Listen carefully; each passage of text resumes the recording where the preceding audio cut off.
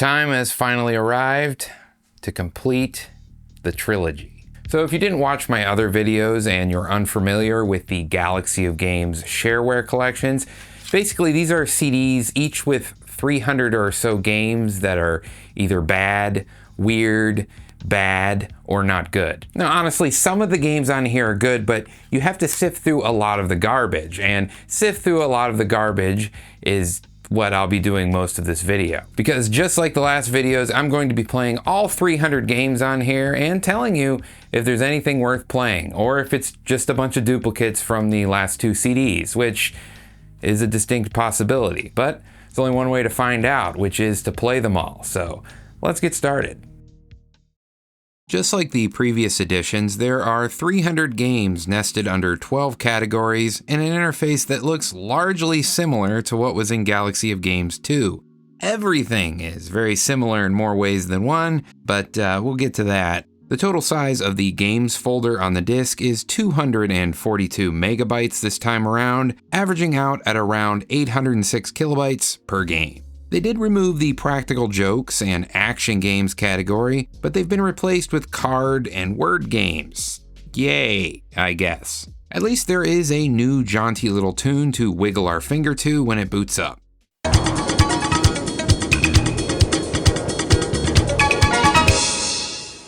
So much like the previous video, I'm going to go through all of these categories and talk about the best or strangest games I come across. In the case that I find duplicate games already discussed, I'm not going to talk about them in depth because they've already been covered. As I alluded to earlier, there are a ton of duplicates, and a good portion of this CD is stuff found in the second edition. Unfortunate, but hopefully we'll still find some stuff to talk about. Onwards to the first category though, which is normally a good one: arcade games. Right off the bat, we have some duplicates here like Blob Factory, Bricklayer, Dinotech Virus, and a few others. As usual, there are a couple of TC games by Anthony Karen. This is the Asteroids one, which I covered before, which, you know, has the riveting gameplay we've all come to expect from these games. There is a new one that I didn't see before called TC Joust, which is yet another arcade clone using his weird 3D engine. Has the same riveting gameplay though. Yes, I know these games are running at the wrong speed as well, but this was updated for 1995. It's time to stop needing a turbo button. Anyway, our first real game is Bots 95, Gardens of Zardonia. Visually, this one is interesting to look at with some pre-rendered, ray-traced looking sprites that are extremely 1996. Gameplay-wise, it's a bit bland. You move this little Star Wars droid-looking guy around a top-down maze, shooting paintballs at what looks like weird overhead Doom Guy sprites. After you clear all the Doom Guys, you move on to the next level to advance in rank and difficulty. There is no music in this game, but there are a few cheap sound effects. The Shareware version only lets you get to the corporal rank, but for a measly sum of $9.95, you can register to get a code to access the full version. I get a kick out of the claim that you can call to register 24 hours a day, 7 days a week, as if they have a call center standing by. The reality is this guy probably rolled out of bed at 3 a.m. if you called him to register, which to me is a funny thought. When Games Incorporated always makes me wonder how much of these small-time operations ever made on the Shareware model, but I hope they at least sold a few. Yeah, of course my refrigerator's running. What does that have to do with anything? Hello? Next up on the list is Daisy's Garden 2. Now we saw Daisy's Garden 1 in my previous video, and this version is largely the same thing, and something about this game just irritates me. It's just a slow, clunky, frustrating Lode Runner clone. This one does seem to have bigger scrolling levels for better or worse, but it's really not my cup of tea. In fact, it just makes me angry for some reason. Maybe it's that baby death sound and then having to restart the whole level, but I don't really like it. But let's talk about something else. This is Bow and Arrow. This is a simple 2D mouse-controlled archery game where the goal is to hit moving targets to score points. You have a limited number of arrows, and when you run out, it's game over. There is some variety between levels in what you're shooting and the speed of the target, which adds some difficulty. The less arrows you use, the better score you will get at the end of the level, and you can hit multiple targets with the same arrow. Overall, it has a very similar vibe to Ski Free in that it is designed to be something you played in an office cubicle as a quick time waster. It's enjoyable enough, although the hit detection is outright criminal at times. I guess we know this is indeed Robin Hood we're dealing with. Next up is a demo of Earthworm Jim for Windows 95. This is the first mainstream commercial game I've seen in any Galaxy collection thus far.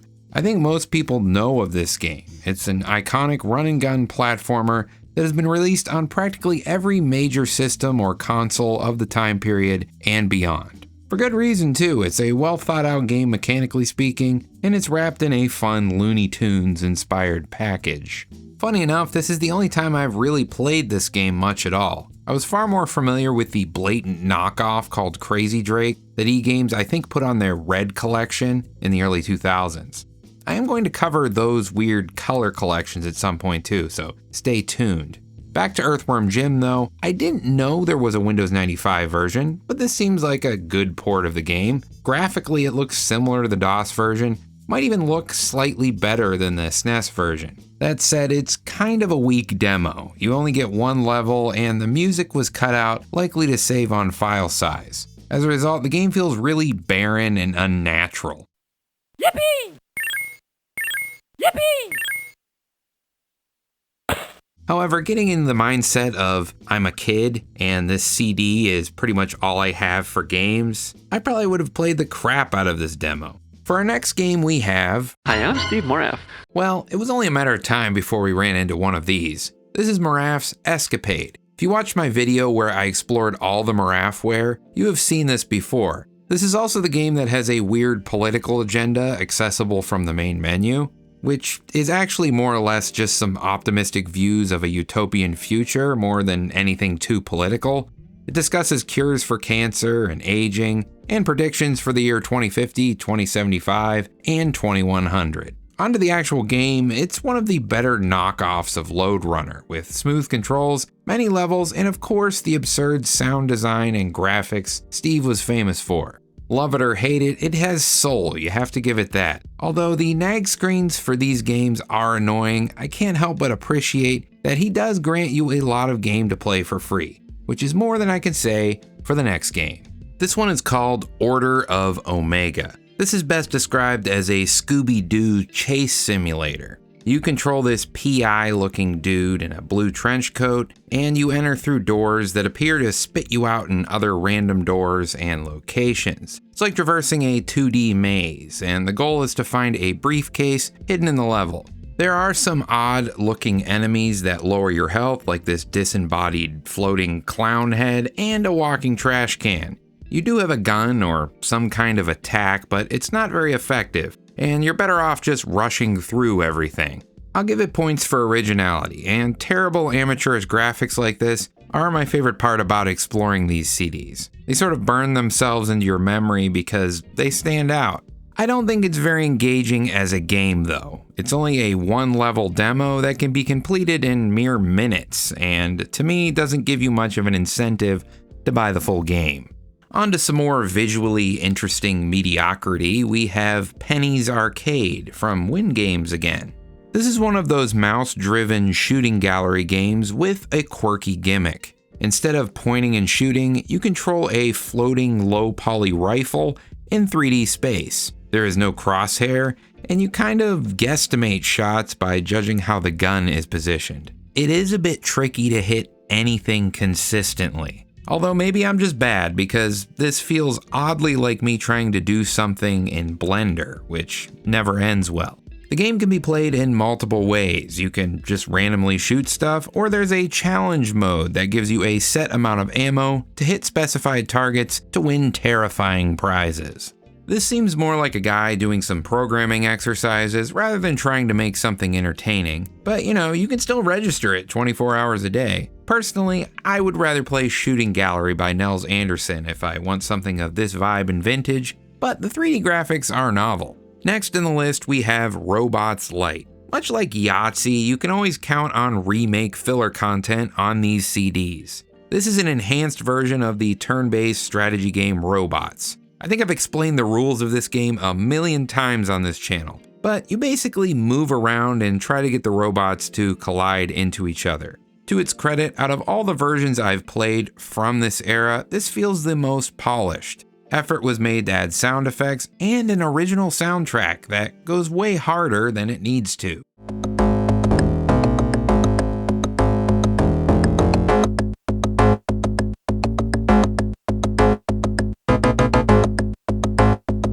Moving along to the next game in the arcade category, we have Sapiens.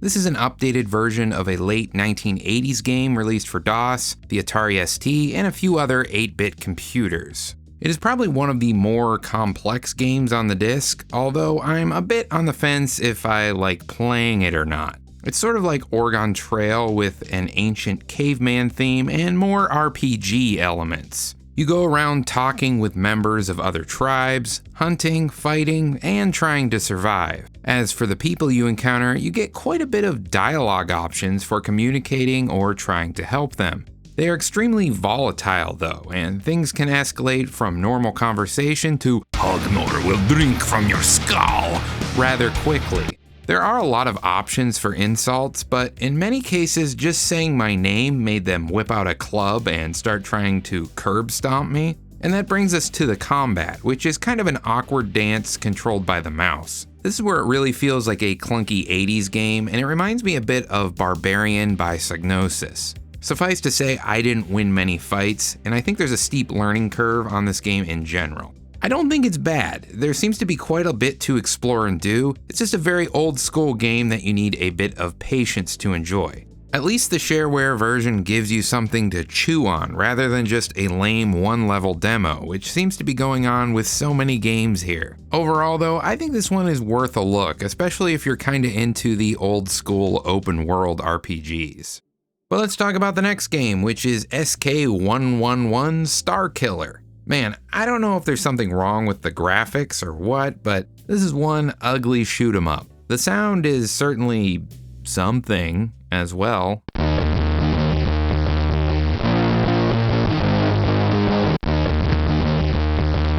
I tried some different graphics modes and resolutions and color modes and whatnot, but I can't get this to run correctly. Or maybe it is running correctly. Either way, the quality of the music and graphics sadly reflect the quality of the game as well, and it's rather abysmal, especially when so many good Shareware shmups exist. Speaking of great shmups, did you guys know that the Tyrion logo is still the Tyrion logo if you turn it upside down?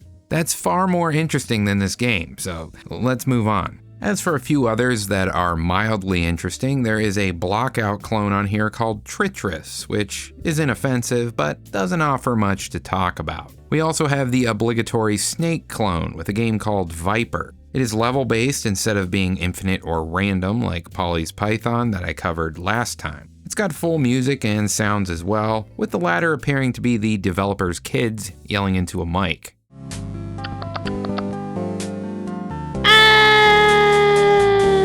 It also includes a full level editor, which seems perfectly passable if you're that much of a Snake enthusiast. The attack of the clones continues with Windbrick 96, which is yet another breakout clone, but a dang good one. The graphics look eerily similar to Maraf's Ultra Blast, but it plays a bit better in my opinion. These games are a dime a dozen, but they're still kind of fun. I'm still trying to find an old breakout clone that looks kinda like this that I played when I was a kid. I'm always hoping it might show up on one of these CDs, but I guess the search continues. The last game in the clone or arcade category is Winpack. I probably don't have to say what this is a clone of. It is of course a copy of CD Man for MS-DOS. Duh. This game looks okay with some cool 3D-ish looking sprite work, but it controls horribly. It's so sticky and easy to get tangled up on walls to the point it's frustrating to even play. It does add 2-player co-op and competitive modes for what that is worth, but I don't have any friends I dislike enough to make them endure it. You're really just better off playing the original CD Man or that arcade clone of it called Pac-Man. Alright, enough trolling. I know the original game was actually PC Man for MS-DOS, not CD Man, okay? I'm not an idiot, alright? That does it for the arcade category. Let's move on to the next one, which is battle games.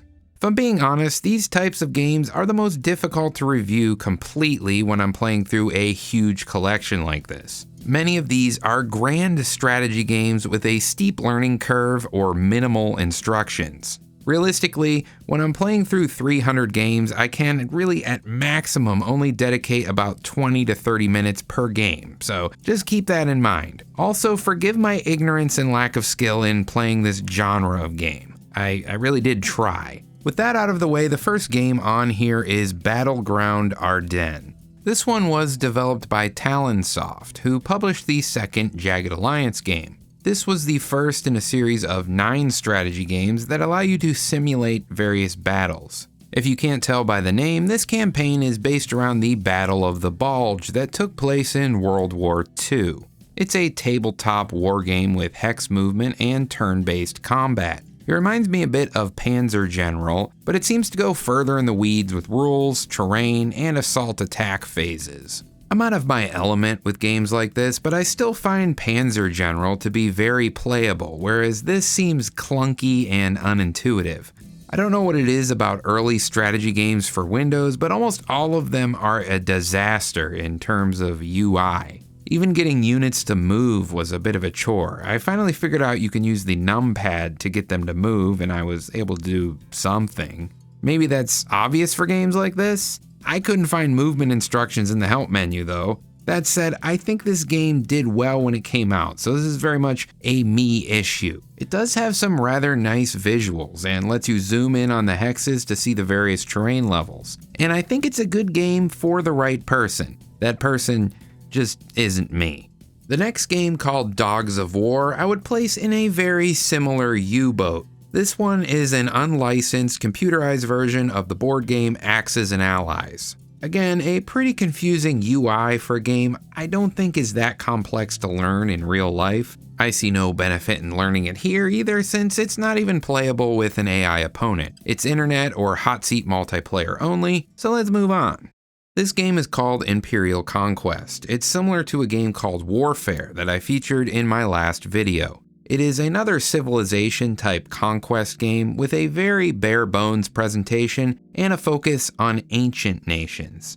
If you've ever played Civ 1 and thought, wow, this has too much graphics, or I wish I could fit more than one copy of this game on a single floppy disk, then maybe this is for you. It's not a bad game by any means, as it includes most of the elements that make Civ fun, including basic politics and trading, but it doesn't innovate on the formula or try to be better in any area. It was a free Civ alternative in the mid-90s though, you can't really complain about that. I'm sure a few of you out there sank many hours into this.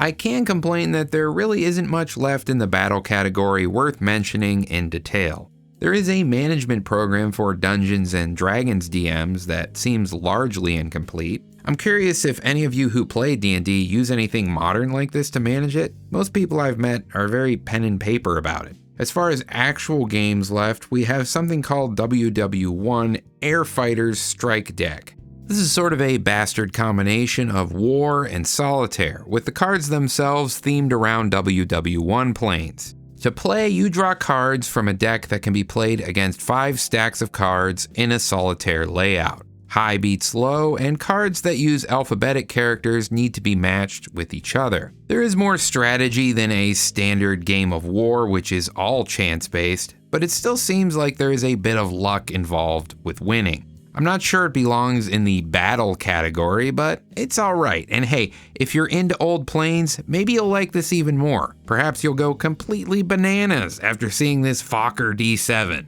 I don't know. Hell yeah, brother. Next, we have TC Virtual World. Yep. There's also a game called Z-Max, which is sort of equally forgettable. It's a Galaga clone with a song at the beginning that sounds suspiciously like Doom.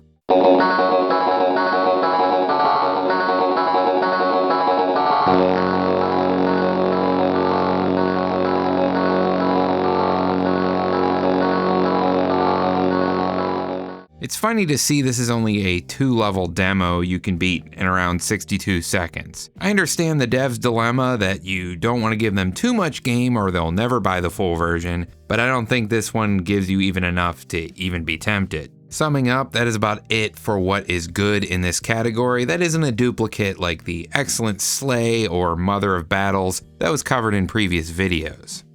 So the next category is board games. As expected, we get an all-out assault of Yahtzee and sequence logic games. At least this time we get some Yahtzee implementations with some actual graphics, including Shareware Cyber Dice, shown on screen now. The best one is probably this one called Ancient Ivory though. It's still just Yahtzee, but it at least has some simple animations and satisfying sound effects that make it slightly more engaging than the alternatives that look like playing a spreadsheet. Minimal isn't always a bad thing though, like this one called Game of Amazons. This is played on a chessboard, but instead of capturing pieces, you try to claim the most territory by blocking out spaces in your line of sight. The movement of the 4 pieces you are given at the start of each game have the same move set as a queen in chess, and whoever forces the other player to run out of moves first is the winner. A Google search reveals that this game exists outside of the digital version, but it's the first I've heard of it. It's a good, easy to learn, hard to master style of strategy game that I'm glad I've found regardless. So far in this video, I feel like we've been lacking in the 90s surrealist games that make exploring shareware interesting. You know, the kind of stuff that feels cursed and uncomfortable to look at. Strangely, though, there are 2 different games here that appear to be made by 2 different people that end up having the same weird vibe. The first is Blockheads. I mean, this is a fairly straightforward reversey type thing, but am I the only one that feels that using personal photographs makes it strange? Maybe it's the cruddy film scans, but it ends up feeling like a creepypasta or something. The other game is Vortex My Way, which, although being made under a different name, has some similarities. Can you tell what similarities I'm talking about? This one even claims to have a revolutionary, patent-pending tech called PGUI that allows you to customize the registered version of the game with photos of your loved ones. Blockheads lets you do this too. It doesn't call it PGUI, thank goodness, but it makes me wonder if they are the same developer using different names. Either way, it's 90s shareware goofiness at its finest. I think this guy was smoking the same stuff Steve Moraff was. I'm not a lawyer, but I doubt you can patent using photographs and software like this. Still, if he made these to order, I wonder how many custom versions were delivered and if any copies still exist. Onto the game itself, it's a bit more original than Blockheads, I'll give it that, and is sort of a streamlined version of Trouble or Sorry. You race a computer opponent around a track and try to get all 4 of your pieces to the center first. You can knock back your opponent to the start by landing on squares adjacent to their pieces. There is some strategy involved as you can pick which piece you want to move when the dice is rolled. It's likable, addictive, and it's full of shareware pitchman antics and extraordinary claims. It's hard not to at least get a kick out of it. The next game is Larry's Marble Removal, which sounds like a painful medical procedure. Poor Larry. This is another Lawrence Goetz game, which is the same guy that made Larry's Math Machine in the last video. Again, this uses a drag and drop game maker engine called Corel Click and Create. It's an unremarkable game where you take turns with 2 humans, removing an amount of marbles, and whoever grabs the last one is the winner. No, what really makes me mention this one at all is the little voice message you get when you go into the About menu. It makes you feel like you're an archaeologist discovering something that hasn't been heard by human ears in decades. Hello, this is Lawrence Goetz, the author of Larry's Marble Removal. My program made it to you all the way from Brooklyn, New York in the United States. I hope you enjoy it, and perhaps you could send me a postcard if you like it. I like to receive postcards from different people in different places all over the world. The address is at the bottom of your screen. Thanks a lot, and have a great day. Still, I continue to be surprised how many games in this category are actually good, and not just Yahtzee. This one is called Lines. It has some nice presentation, and the core gameplay is fun. It is a grid-based game where the goal is to beat the boss. To do so, you match orbs of different colors in 5 lines or more to make them disappear and lower the position of the smug-looking boss on the left of the screen. With each turn, more orbs are added to the screen, and if you progress far enough, more colors are added, so it quickly becomes a game of survival. I'm unsure if this is a clone of another game, but I'm certain you guys will let me know if it is. Either way, it ends up being an addictive puzzler that I can recommend. Next up is Terrace. This is another rather unique board game, and one that also existed in physical form in the early 90s. It was touted as the future of strategy games, and was even used in episodes of Star Trek TNG, something the game box brags about on the cover. It appears to have been discontinued sometime in the mid-90s, so we know now it wasn't the future of strategy games. However, I find that thought disappointing since it is a good game conceptually. I also love anything that has this 90s retro futurism vibe. It just looks awesome to me. This seems to be the official digital version of the game endorsed by these guys, Anton Dresden and Buzz Seiler, the inventors of the in real life board game. That is all well and good, but how do you play it? Well, at first glance, it's a confusing looking board with multiple levels and a bunch of goofy looking pieces. In practice, it's a simple game to pick up that takes cues from both chess and Chinese checkers.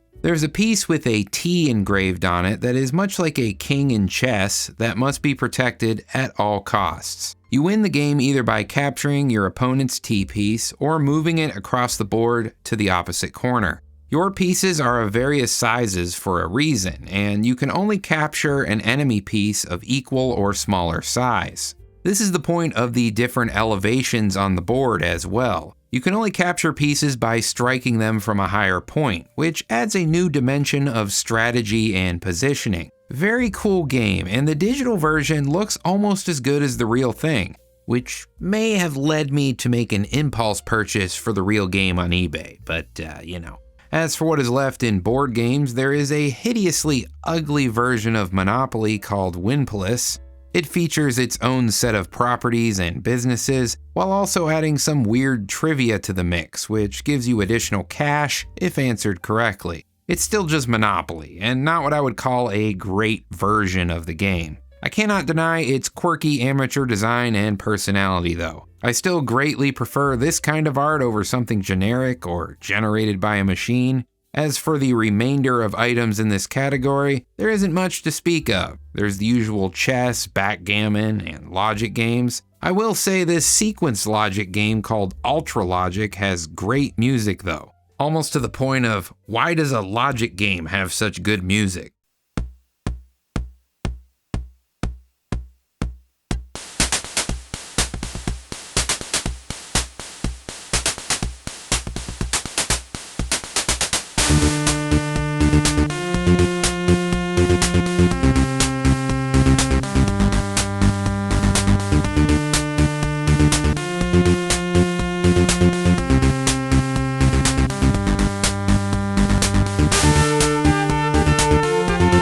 Next up, we have 2 categories I'm just going to smoosh together because this is where the majority of filler content on these discs comes from. I'm talking about card and casino. Not really sure why both of these are separate since they contain the same mix of card, casino, and virtual slots. Together they add up to 92 games, most of which need to be installed, and this is what really annihilated the start menu. What we have is largely similar to GOG 2, with I swear 90% of them being made by this self-proclaimed solitaire king, who makes dozens of solitaire variations with the same boring card set and generic green backdrop. I did play all of these at least for a few minutes as promised, but I'd be lying if I said it was a good use of time. If you squint, there are some things here that are marginally worth talking about, maybe. This is called 1, 2, 3. It reads cards for you. 1, 2. Yep. We also have Crazy Eights, which, is a computerized version of Crazy Eights. I do appreciate it lets me do my favorite cheesy Crazy Eights Uno maneuver, where I just keep picking up cards until I get every wild card in the deck. My wife loves when I do that. One of the more polished games on here is called Hardwood Solitaire. It at least uses custom card faces, and the wood grain theme is cozy feeling, even if the cards themselves are kinda creepy looking. Another one I feel deserves at least a mention is Sabic, which is another video poker type thing, of which there are dozens of on here. What makes it different is that it is Star Wars themed. This doesn't really improve on it being just video poker. In fact, it really just makes it more confusing to play since it doesn't use a normal deck of cards. It's unique enough though in a sea of Solitaire King and crappy slots that I thought I should at least show it briefly. I'm positive someone in the comments will recognize it as something they played. Let's go to the next category now, which is educational. This one is always a mixed bag of things that can only be called games in a very loose sense of the word. Let's see what we can find. First up, we have 2 programs in French that teach addition and angles. These are very flashcard-esque learning games that feature some clip art of Albert Einstein and some jackass yelling at you in French. If that sounds like a good time to you, check it out, I guess. Next, there is a variation of Hangman called Unregistered Balloons phrase game. But instead of hanging a man, which would be terribly violent for children, a balloon pops when you guess incorrectly. It plays as expected, but I'm sure you did not see that coming. Next, there's a program called ChemLab, which is one of those that really isn't a game at all. I don't remember if I played this one on the other discs because it looks familiar, but it's a virtual chemistry lab. You can set up instruments and mix up chemicals, which sounds more intriguing than it actually is. I tried, but I couldn't get anything to blow up. It's clearly designed to be used in a classroom by following specific instructions from the teacher.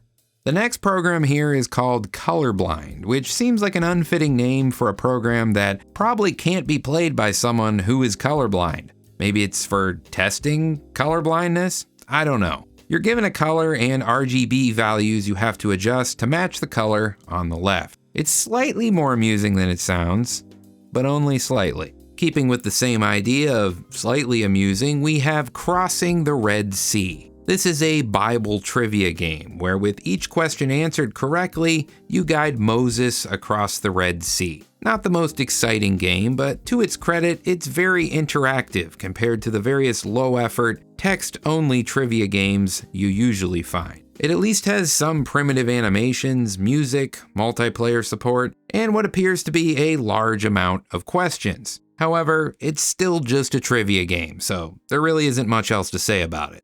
Next up, we have a pair of Dino Tech games. I covered Dino Numbers and Dino Spell in the GOG2 video, but apparently there is more weirdness to see from this company. Firstly, there is Dino Cards, which I know predates the Elder Scrolls, but it certainly seems like a card game played with the lusty Argonian maid. Not a very deep card game by any means, and is more or less designed to teach numbers and math. The goal is to either have cards that are lower or higher than your opponent by taking turns drawing or discarding. As usual, the best part about these games is the memorable but strange voice quips and animations. Oh goody, I win! The same goes for the other game, Dino Match, which uses the same basic formula as the number and spell games, but features different types of puzzles based around memory, match games, or sequences. I'm not going to hype these up by any means and say they're excellent games, but I think time has made them age in a way that almost makes them seem like a form of abstract art to me. On to something a bit brainier, we have Komodo Market. This is a stock market simulation that allows you to research, buy, and trade stocks. It plays in real time as well, with every 30 seconds or so equating to a day of trading. It seems to be quite in-depth with the tools you have to research your investments or plan your trading strategies. You also have to manage personal stress, and the market can change rapidly depending on world news and trends. They are clearly shooting for realism, but as someone who's never played the real thing, I can't comment if they've achieved that. Still, it feels more akin to an educational training tool rather than being a fun game to play. Next on here we have something called Magic Color. Remember Kid Pick Studio, the art paint game that gives you all sorts of wacky tools to make your own masterpieces? Well, this is the KidPix studio we have at home, down to pretty much everything. The sound effects, collection of clip art, and tools are very similar, but despite the name, it lacks the sort of magic of the program it's copying. Still, I guess it was effective as a freebie alternative, although without the included drag and drop clip art, it's really not much more fun than MS Paint. Next up is Time Travelers. This is an interactive storybook. Rather than talk about it, it's probably just faster for me to play through the game real quick, so let's do that. Alright, let's play some Time Travelers. I, for one, can't wait. It's probably pretty long game I'm getting into here, so buckle down, guys. It's gonna be a long haul. Alright, what is it? Ooh, it looks like a microwave. Could be a time machine. Woof woof. Okay, well, let's go to the next page. Let's see what happens. There's only one way to find out. Oh, jeez, they're all dead. Oh, okay. All right, they're alive. That's weird. Okay, my babies, run for your life. All right, cool beans. Let's keep going. Jeez. All right, that was a rough ride. I wonder where the time machine took us this time. Well, we have to find out. Let's see.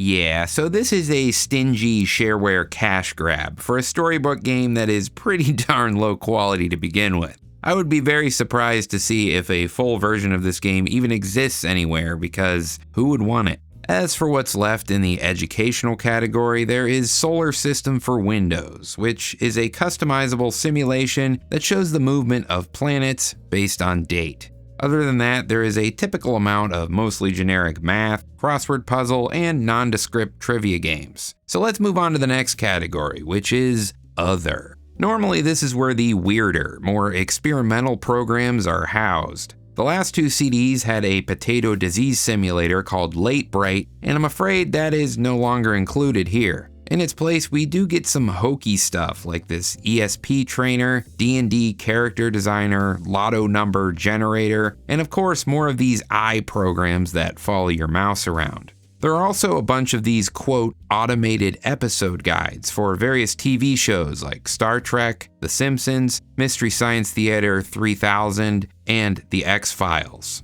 The idea sounds cool, but they don't offer much in terms of information besides an episode listing and a single sentence episode synopsis. Still, I guess Internet Movie Database didn't really exist back then, so maybe this was your lot for some things unless you bought a book or something. This excuse maker is slightly more intriguing, if only for the punky artwork. The actual excuses it generates are a bit lacking or don't even make sense. But we also have more Larry. This is Larry's Songs. It really is less of a game than even the Marble one. It just plays some MIDI songs and has a collection of unsettling default assets dancing around. Again, he asks for a postcard, and again, I wonder if he ever got one.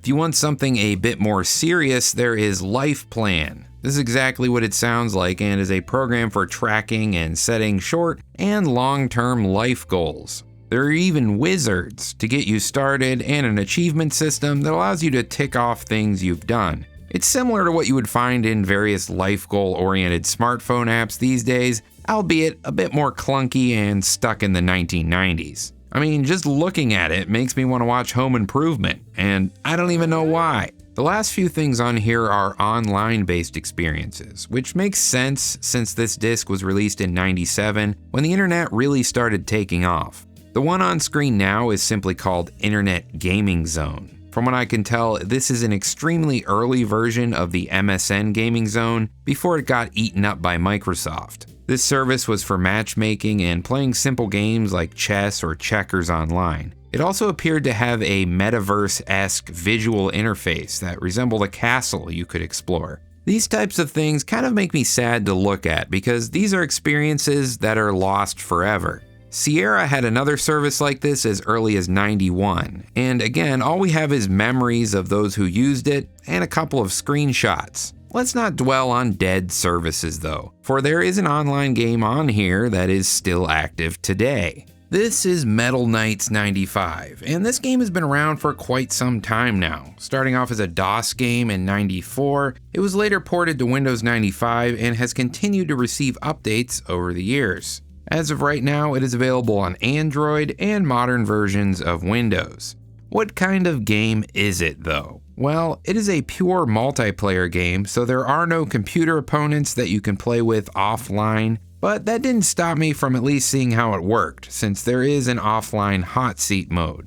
This is a strategic war game with simple mechanics and turn-based gameplay. You capture cities, build roads, and try to optimize cash flow to best support soldiers for attacking and defending your cities.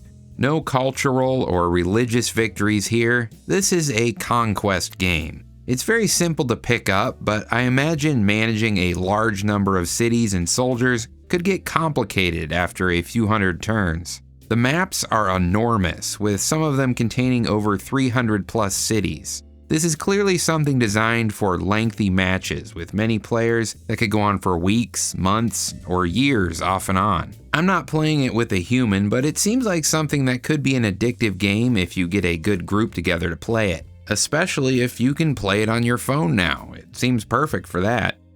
That finishes off our look at the other category, so let's move on to the next, which is puzzles. These types of games usually age well enough, but is there anything amazing here?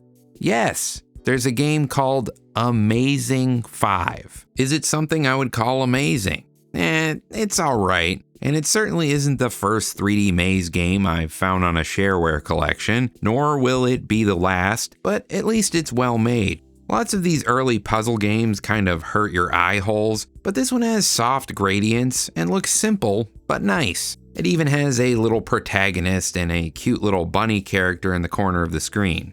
There are a few different game modes as well, including one where you have to avoid a giant booger creature pursuing you through the maze by listening for sound cues. It even has multi-layer mazes with rooms above and below if you're the kind of psycho who enjoys such things. To me, a game dedicated to 3D mazes feels like taking the worst part about games like Dungeon Master and making it the main event, but if you like this type of thing, it's better than most, I guess. While we're on the topic, I guess I should mention another related program on here called Maze 3D. This is clearly not really 3D, but can generate sort of neat looking 2.5D mazes. Sort of feels like the type of mazes I remember playing on the back of cereal boxes as a kid, and it ends up feeling about as entertaining as that too. So let's move on to Brains Breaker.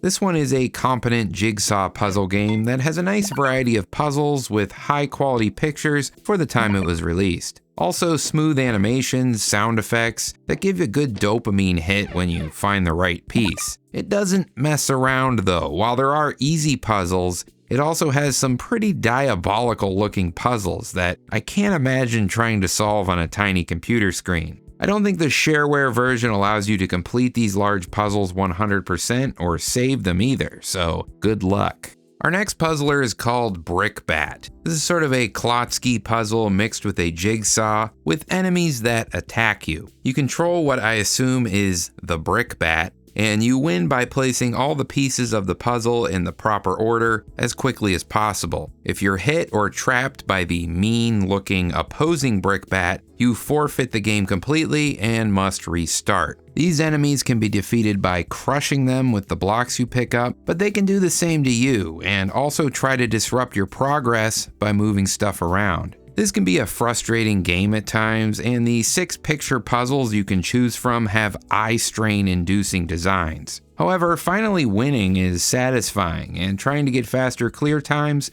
is always fun. I don't mind this one at all, and it seems like a unique design, so props for that. Next, the ever-growing late 90s presence of Steve Moraff continues with 2 games. The first one is Memory Jiggler, which fittingly is a memory match game mixed with a standard picture puzzle. All the pieces are turned face down and you have to swap them around to complete the picture. And if you win, Steve's wife tells you did a good job. Way to go!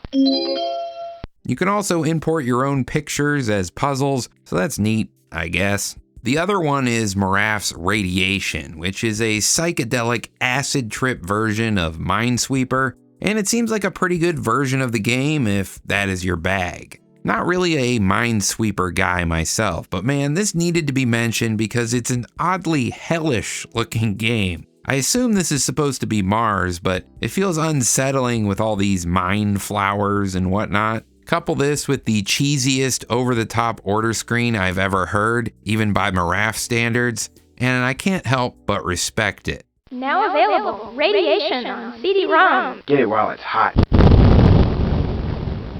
Moving on, we have Oracle of Runes. This is a 2D logic game where you control a guy with male pattern baldness who does backflips and moves blocks around in an attempt to make it to the exit. If you can't tell, this is a slow software title, and let's not kid ourselves. They basically made this game about a half a dozen times before. Rockman, Loader Larry, Ladderman, Crate Man, and Hard Hat Harry, and a bunch of others are basically variations of this same game. Is it bad though? No. It's a solid okay out of 10. It controls well and provides a good challenge. That said, in my opinion, these late 90s slow Windows games don't quite have the charm the DOS ones did. I feel like they got rather complacent and just ran out of ideas by this point. That is the sum of this category though, the rest of what is here being some generic sliding puzzles and Viper again. So let's check out the skill category. There isn't a large amount of notable games here, but the few that are good are some of the better games on the CD, and we're starting off with a banger. This is Awale. I think I'm saying that right. It's also known as Aware, I believe. This is a very old strategy game that is African in origin.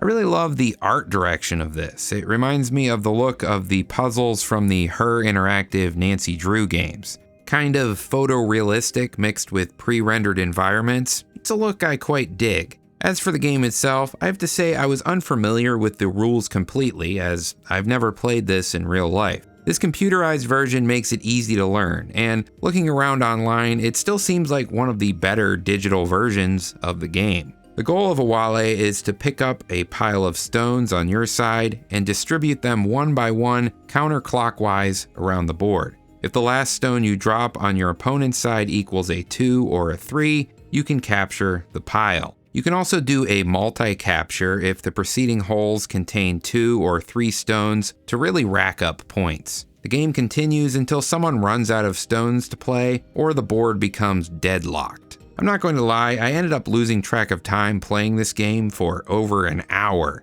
Not only do I love the satisfying sounds of the stones plunking around, but there are many different strategies you can use to win or lose this game. The AI opponent also provides a good challenge without being too easy. I 100% recommend this game and Awale in general if you've never heard of it. You know, since the inception of this channel, I've always been against making filler content or low quality videos to tide people over to the better content. I can't really get out of it this time though, since this game is called filler. Firstly, man, I'm so glad we have more than 16 colors for computer games these days. I like the concept of this game, but it makes my eyes bleed. To spare you from looking at it for too long, I'll be brief. This is a territory capture game. You start off with 1 hex, and then you select from 8 different colors. Anything touching the current color will be incorporated into your blob of hexes. You basically keep going at this until you run out of moves. It's moderately amusing and something that I will likely never play again. However, one I find both pleasing visually and gameplay-wise is Gemstorm. This is one of the better shareware Tetris/Dr. Mario type games of the era. Most of the gameplay elements are similar or a mix of the 2 games I just mentioned, as you are just matching colors on falling blocks to make them disappear.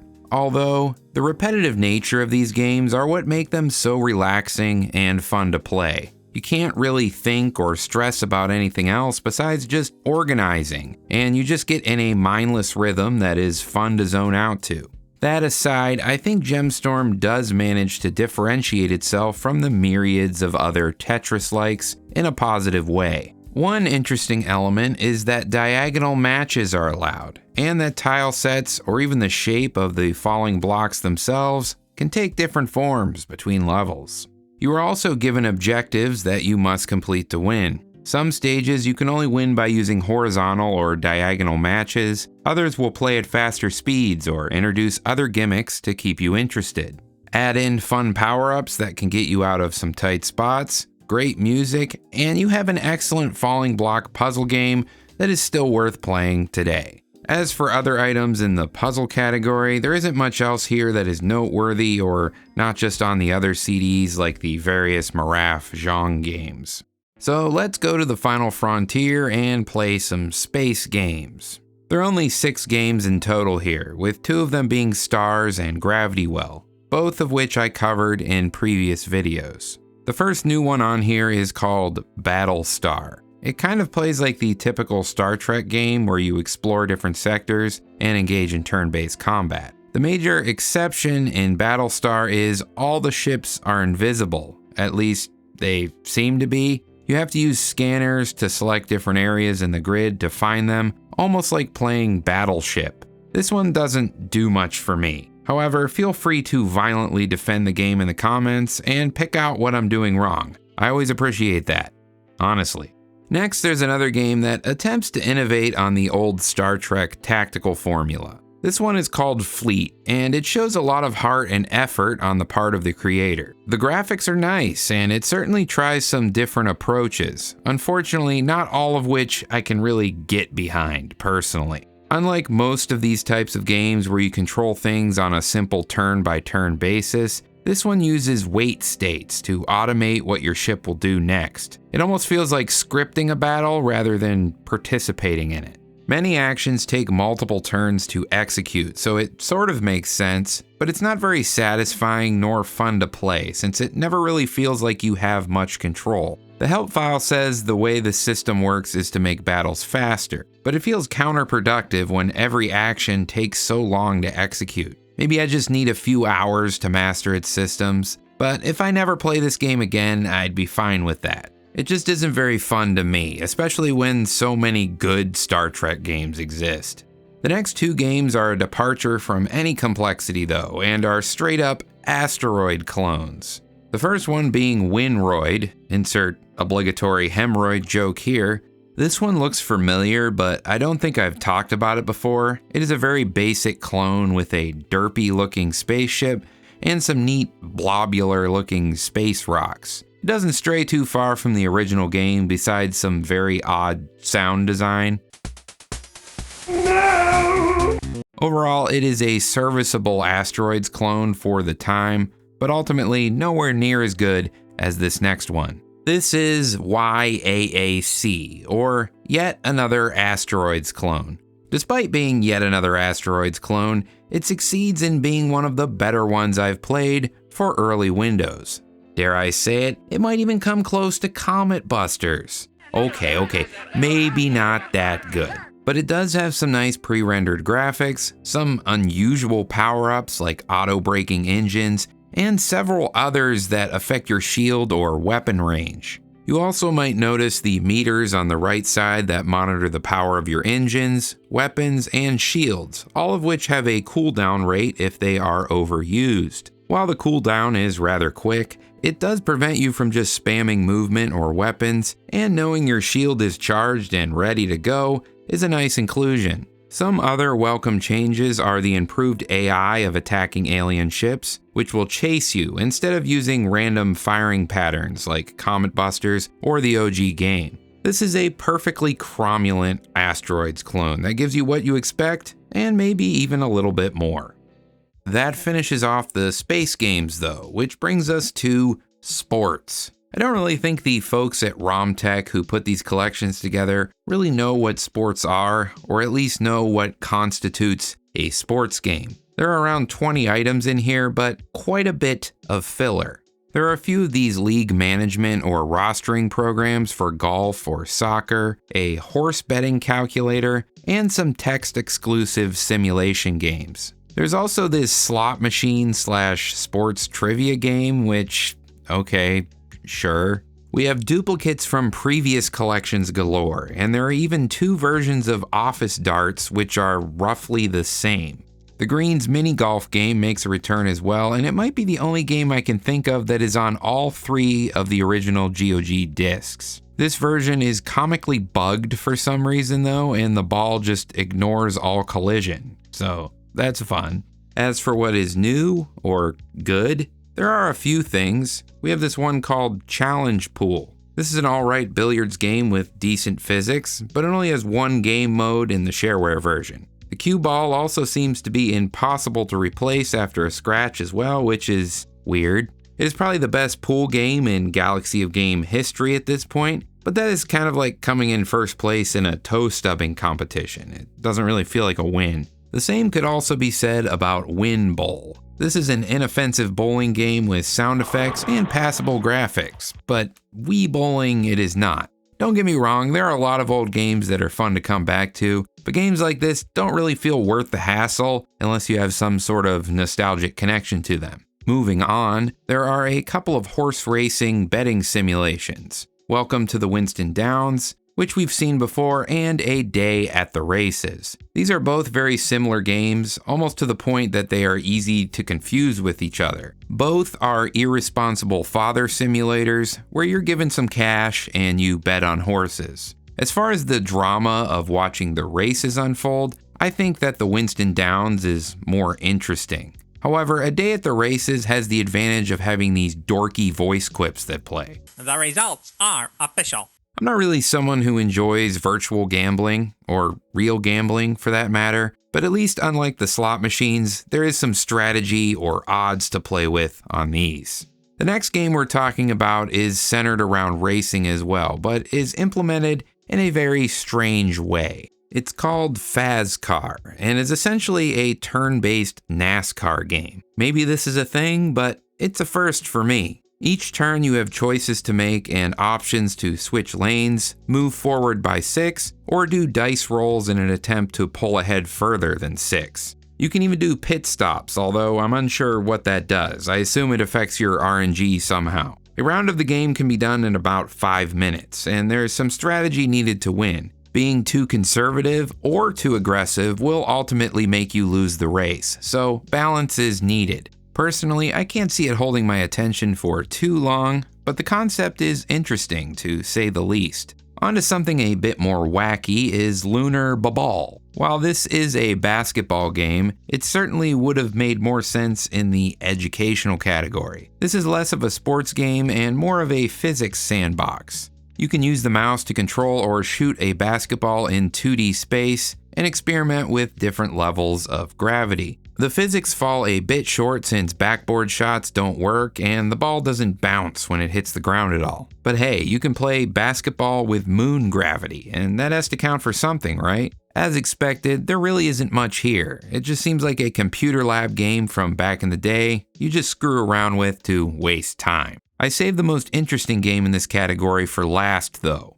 This is Nanocore, a quote-unquote VR tennis-like game according to the menu system. VR obviously had a very different meaning in the 90s, but that's a different subject entirely. This is a graphically impressive breakout game in full 3D. Fairly high-res looking 3D for the time period too. It doesn't just have a static camera either. You can move from side to side or toggle a more traditional overhead view. Aesthetically, it reminds me a bit of Hover for Windows 95 with maybe a dash of 3D Movie Maker. You even get all the normal power-ups like a bigger paddle or catching you find in most 2D versions of these games. This isn't the first ball and paddle type thing in 3D that I've played in this series, and I'm not really a believer it's an improvement over 2D Breakout. However, this one controls very well, and while the perspective is still disorienting at times, I can't call it unfair. I can call myself bad at it though. Losing the ball behind blocks that obstruct your vision is easy to do, and scrolling over to catch the ball can prove tricky on larger levels. The entire idea of a 3D Breakout game is kind of awkward in general, so I can't fault it much. From a purely technical standpoint, it's likely the best of the lot on this CD too.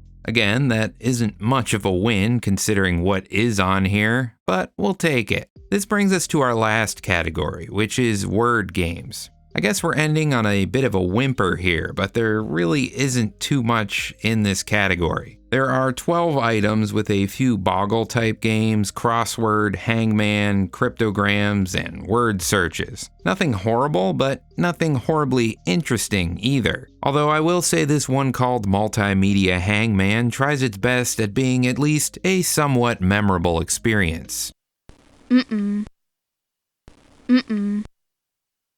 Yep.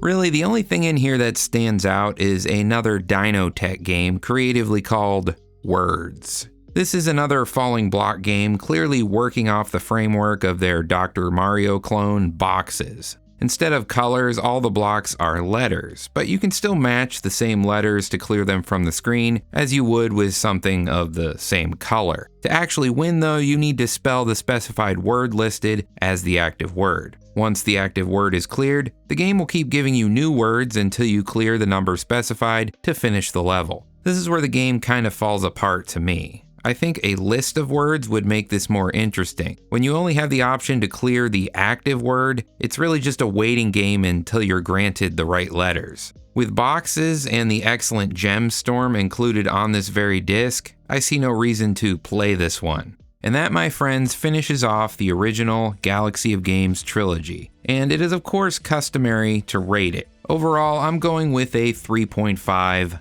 out of 10. As far as these original discs are concerned, the second one still has the best content. With stuff like Exile, Mordor, and Bad Toys alone, you get games that just have way more depth than most of what is here. Even then, all the trash that is on all of these CDs outweighs the good stuff by a large margin, so it's difficult to honestly rate all of them super high. That said, I have some of the mid-2000s Galaxy stuff, which has some certified bangers, and I'm going to cover them here in the future, so subscribe and stick around if that sounds good. Also, special thanks to my members who support the channel. I appreciate your patience with my release schedule for this video, because it took me a bit longer to make this one for obvious reasons. Anyways, this video has probably gone on long enough, so I'll see you guys next time.